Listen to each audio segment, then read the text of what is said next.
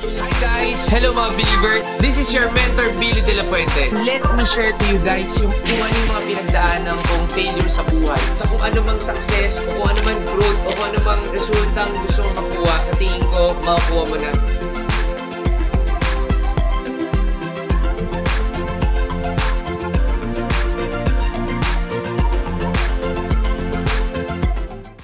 Ang hirap maging positive.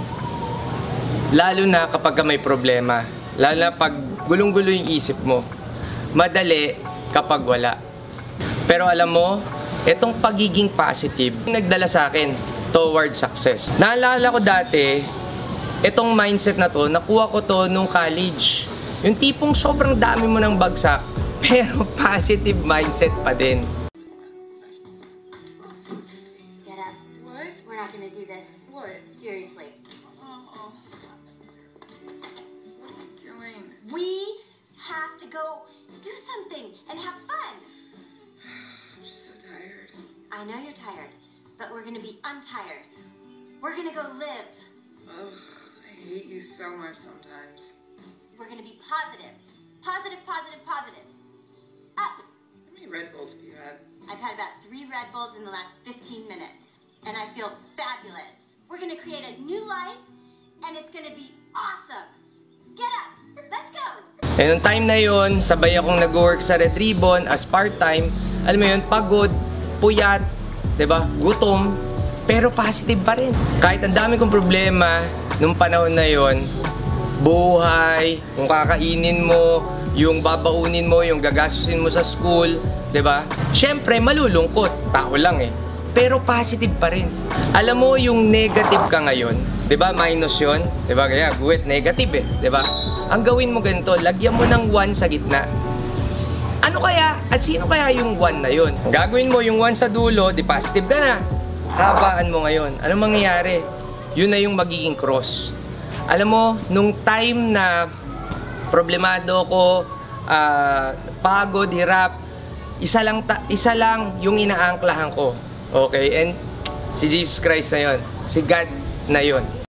Son of David, have mercy on me! Jesus doesn't concern you. You're blind, beggar. Move! Jesus!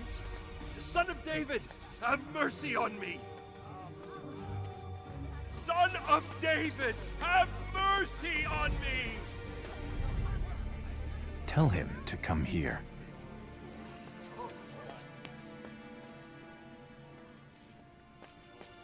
Be of good cheer. Rise! He is calling you!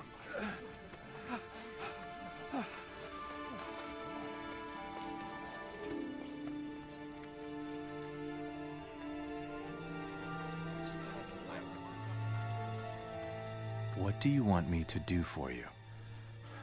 Rabbi, that I may receive my sight. Go your way. Your faith has made you well.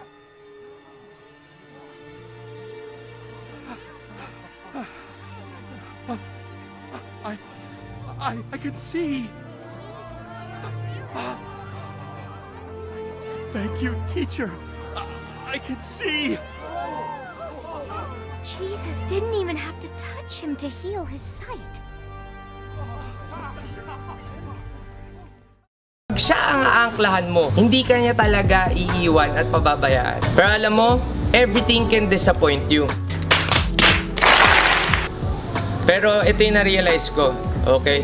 Your disappointment, or my disappointment, is His appointment. Bakit ka ngayon nagkakaroon ng mga problema? Bakit ka ngayon nagkakaroon ng pagsubok? And paano ka magiging positive pa rin yung mindset mo sa lahat ng to? Bakit sa buhay? Ang dami natin tanong na na-experience sa parang bakit sa'yo binibigay? Bakit? Para pagbangon mo, ikaw ay magiging testimonial na walang malaking problema sa mas malaking Diyos. So, ito yung mga simple tips na ibibigay ko sa'yo. Paano ba maging positive pa rin kahit na problematic, kahit na, alam mo yon, kahit na dami mo iniisip, dami pinagdadaanan, okay? Parang ganito, di ba? Your back is against the wall, no? Wala ka nakaatrasan, gusto mo nang gumive up, tinatamad ka. So, ito yung mga simple tips natin para ikaw ay magkaroon ng positive mindset. Number 1, kailangan alam mo yung deep why mo, 'di ba? Para ka ba saan gumigising tuwing umaga?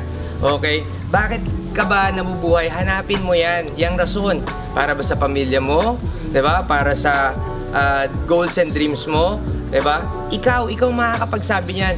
Hindi kailangan sobrang lalim, madrama, nakakaiyak. Spartans! What is your profession?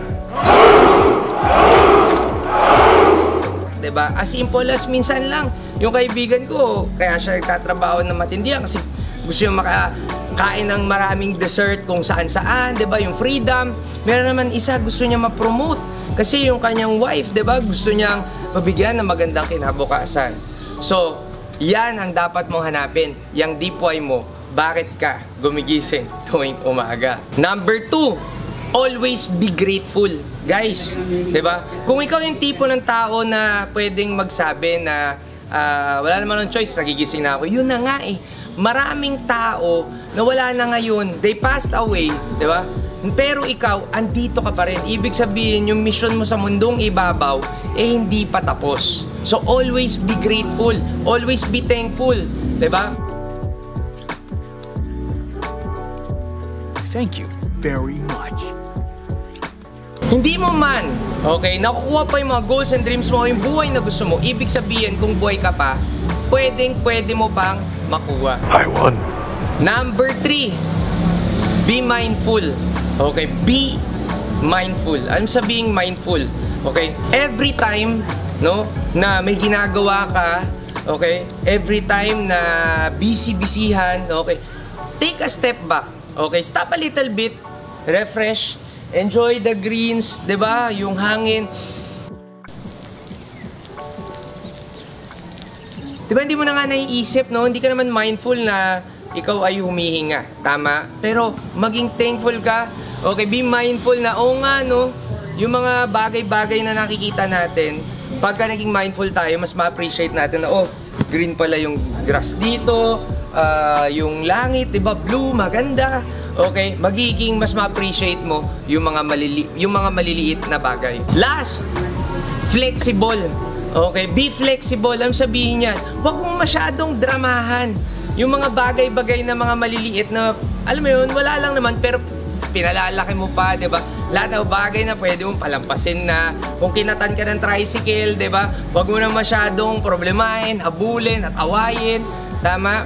So, kapag ganun, yung buhay natin, mas marilesen yung pagiging stressful natin, mas matututunan natin makontrol yung emosyon natin at maging positive, lalo na kapag tayo ay nasusubukan. Siyempre, imagine mo, 'di ba, sa eskwelahan, 'di ba, bibigyan tayo ng lesson para aralin, okay? And then doon tayo nagkaka-test. Pero sa buhay, 'di ba, bibigyan ka muna ng pagsubok o ng test, then doon mo malalaman yung lesson. So ikaw, kung may pinagdadaanan ka ngayon, ano kaya yung lesson na gusto sa yung ituro ng buhay? And with that, guys, I hope with this episode 7, marami kayong natutunan at marami ako na-share sa inyo. Abangan nyo po, malapit na natin pamigay 100,000 pesos, diba, sa ating pinakamalupit na subscriber. Okay, all you have to do is like, comment, and share all of these vlogs, diba, na pinagagawa natin, okay, for the past years, para sa inyo, para matuto rin kayo at para maging successful din kayo. And with that, this is your mentor, Billy De La Fuente, signing off. Bye, guys!